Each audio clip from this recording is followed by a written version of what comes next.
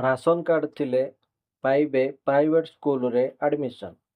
हाँ आज्ञा, ration card थिले आपणको पिलांको एडमिशन करि पारिबे प्राइवेट स्कूल रे।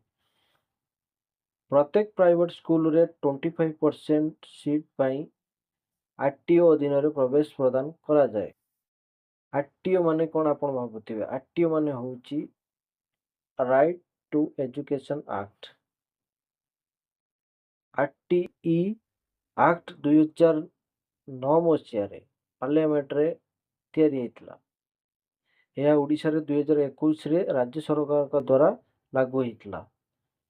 वर्तमान 2026-27 ईयर पई आपण माने आपणको पिलांको आपण माने आपणको पिला मानको पई प्राइवेट स्कूल रे ऑनलाइन रे अप्लाई करि परिबे।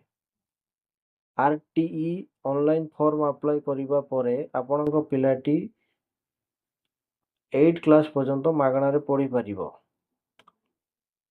केउ माने एई आरटीई सुविधार लाभ पाई परिबे आसंतु जानिबा।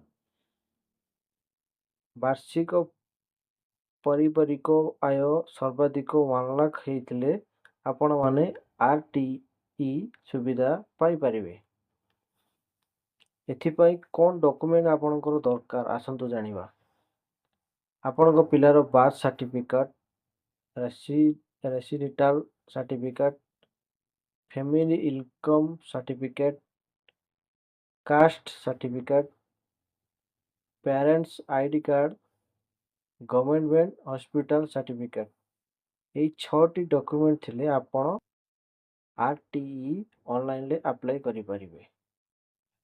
आपण ऑनलाइन केमिति अप्लाई करिवे आसंतु जानिबा।